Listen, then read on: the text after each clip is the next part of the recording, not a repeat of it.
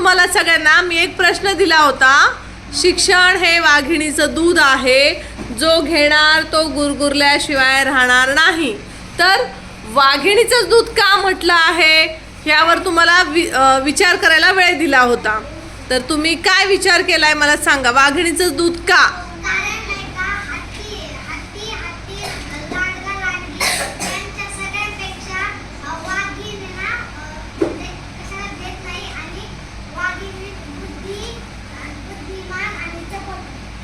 बर, चपळ म्हणजे मग बाकीचे प्राणी चपळ नाही आहेत का? आहेत. मग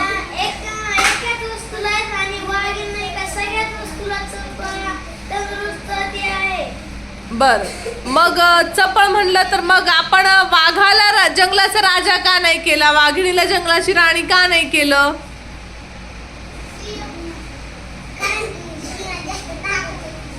मग सिंहिणीचं दूध का नाही म्हटले ते?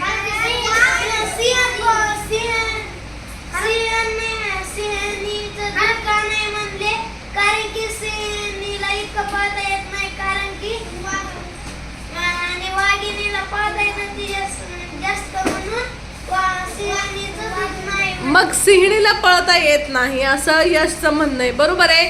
तर मग आपण सिंहिणीला का, सिंहाला का राजा करायचं? मग वाघाला राजा करू ना आपण जंगलाचं.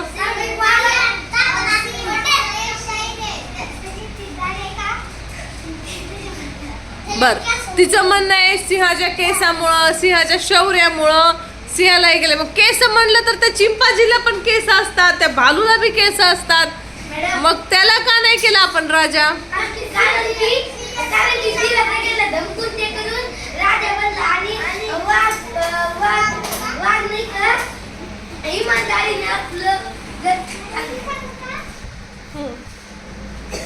सांगा.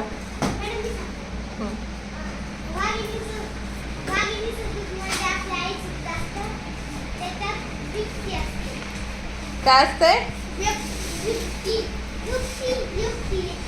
युक्ती असते. बरं, आईच्या दुधात युक्ती असते असं तिचं म्हणणं आहे की आईच्या दुधामध्ये युक्ती असते, बरोबर आहे. मग म्हण अशी पाहिजे होती ना की शिक्षण हे आईचं दूध आहे आणि जो घेणार तो गुरगुरल्याशिवाय राहणार नाही. मग आंबेडकर, बाबासाहेब आंबेडकर हे खूप विचारवंत होते, बरोबर आहे. खूप मोठे पुस्तकं वाचले होते. मग त्यांनी वाघिणीचं दूध का म्हटलं, आईचं का नाही, सिंहिणीचं का नाही, हत्तीणीचं का नाही? सांगा बरं. ताकद असते ना, मग हत्तीणीच्या दुधात ताकद नाही का? मग हत्तीणीचं दूध का नाही? कारण की वाघ, सिंह सगळे प्राणी चिटिंग करून राजा बनायचे सोचत होते आणि वाघिणी कधी म्हणली जर चिटिंग केली तर आपण नाही का जिंकू शकणार नाही. त्याच्यामुळे तिने इमानदारीने केलं, त्याच्यामुळे तिचं नाव दिलं आहे. बर, मग इमानदारीने ती कुठं स्पर्धा झाली होती का? स्पर्धा झाली असती तर मग पुन्हा तोच मुद्दा आला की आपण स्पर्धा झाली आणि जर वाघीण जिंकली असेल तर मग वाघिणीला आपण का नाही कोणता मान दिला, म्हणजे राजा, राणी किंवा असं काही का नाही दिलं? करा विचार. ज्ञानेश्वरी सांग बरं. बर, तुम्ही खूप सगळ्यांनी विचार केला, बरोबर आहे. आणि तरी सुद्धा तुम्ही खूप छान उत्तरं शोधली. हां, आता मी सांगू का उत्तर? बर, वाघिणीचं दूध ह्यासाठी म्हटलं आहे की बाकीचे जे प्राणी आहेत, समजा गाय पिल्याला जन्म देते आणि कुरवाळते, म्हणजे जवळ घेते किंवा लगेच ते गाईचं पिल्लू उभं राहतं, बरोबर आहे. हां, त्याला कुणाची तरी मदत लागते उभं राहायला गाईचं पिल्लू झाल्यावर, आहे की नाही. बाकीचे पण पिल्ले सगळे कसं, चिमणी पण काय करते, घरट्यात अंडे देते आणि ते अंड्याला उभवते, त्याचं रक्षण करते, है की नाही. पण वाघिणीचं कसं असतं माहिती का तुम्हाला? वाघिणीचंच का म्हटलंय तर आता तुम्हाला सांगते.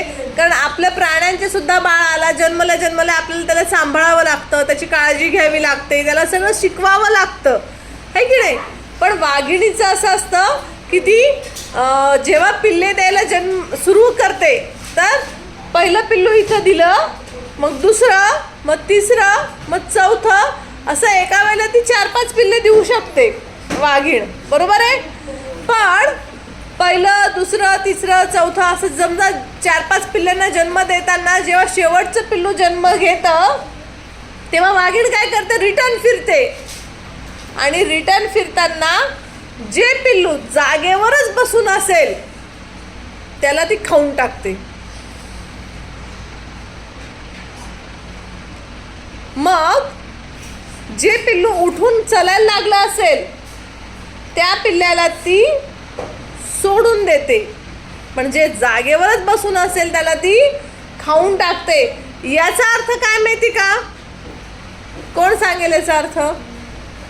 म्हणजे जसं पुस्तक नाही वाचलं की वाघीण आपल्याला खाऊन टाकील, आणि जर पुस्तक वाचलं की ते आपल्याला सोडून देईल. बर, थोडंसं जवळ आलाय तो. बघा, आपण अभ्यास करतो, शिक्षण घेतो, बरोबर आहे? हे पटतंय तुम्हाला? हां, सांग.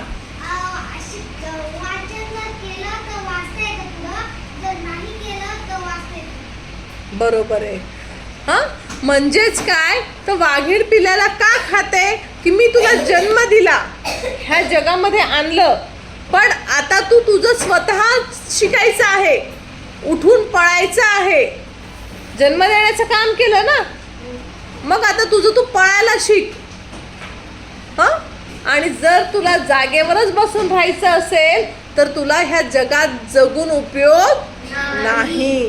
मग तुम्ही जर शिक्षण घेऊन, म्हणजे तुम्ही दररोज अभ्यास करतात, तुम्हाला शिकून जर त्याचा काही उपयोग करायचा नसेल त्या शिक्षणाचा, आणि तुम्हाला नुसतं जागेवर हाताची घडी घालून बसायचं असेल तर तुम्ही ह्या जगामध्ये यशस्वी होऊ शकत नाही. तुम्ही घेतलेल्या ज्ञानाचा तुम्ही काहीतरी उपयोग केला तर तुम्ही जर आत्मविश्वासाने ते कुठं मांडलं. आता बघा, परिपाठामध्ये सकाळी आपण शिकवतो, बरोबर आहे?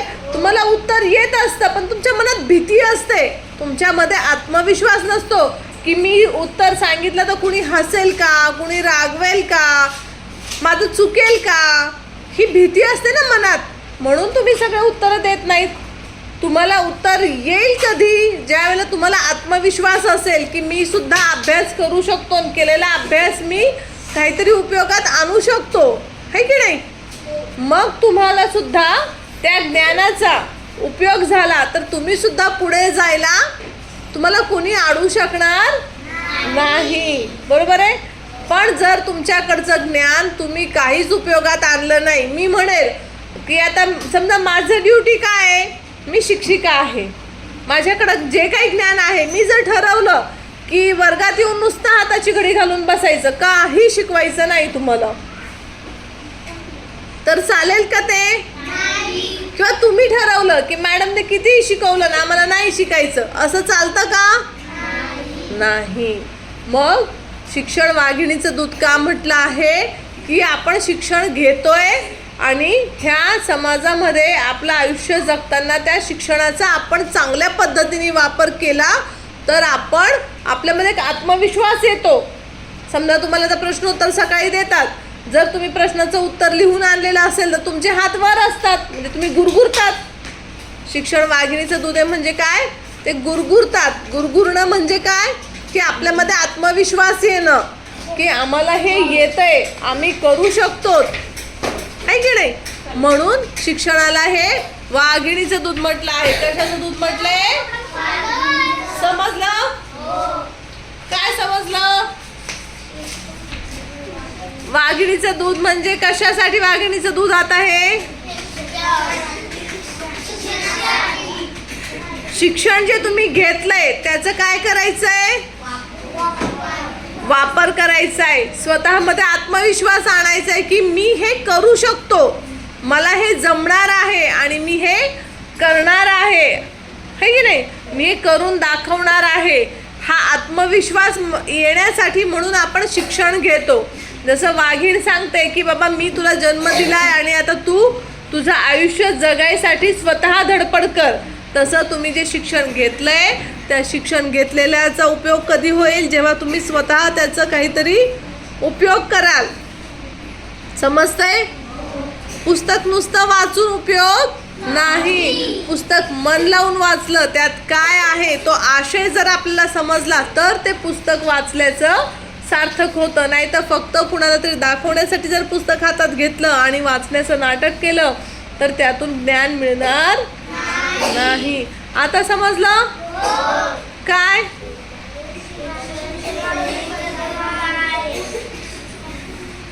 वाघिणीचंच का?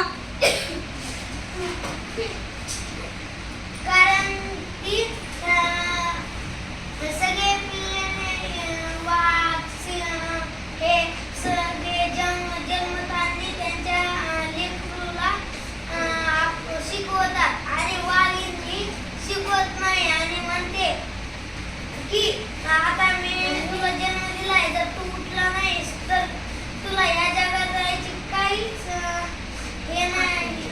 म्हणजे बघा, ज्यावेळेस बाळ पोटात असतं बरोबर आहे, त्यावेळेस आई जे काही बघते, जे काही ऐकते, शिकते, खाते, पिते ते सगळं बाळाला भेटतं. मग वाघिणीचं म्हणणं काय, तू जेव्हा माझ्या पोटात होता तेव्हा तू हे सगळं शिकलेलं आहेस, बघितलेलं आहेस. मग जेव्हा तू बाहेर येतो सगळे बसलेले असते, सगळे बसलेले असते तर सगळे हा, पण असं होतच नाही ना. वाघिणीचे पिल्ले हे बसतच नाहीत. वाघिणीचे पिल्ले लगेच उठून खेळतात, म्हणजे लगेच उठून पळायला लागतात. म्हणून तर त्याला आपण चपळ म्हणतो ना, वाघीण म्हणतो ना आपण त्याला, आहे की नाही? मग जर बसलेले असेल तर याचा अर्थ तो तेवढा चपळ नाही, किंवा वाघिणीला म्हणणं असतं की तू ह्या जगात राहण्याच्या लायकीचा नाही आहेस. तू जर उठून पळायला लागलास म्हणजे तुम्ही शिक्षण घेतलंय आणि त्या शिक्षण नुसतं बसून राहिलात तर त्या शिक्षणाचा काहीही उपयोग नाही. तुमच्या शिक्षणाचा तुम्ही दुसऱ्यांसाठी वापर करा, स्वतःसाठी वापर करा, समाजासाठी वापर करा, चांगल्या गोष्टीसाठी वापर करा, तर ते तुमचं शिक्षण योग्य शिक्षण आहे असं म्हटलं जातं. समजलं? आता कळलं वाघिणीचं का?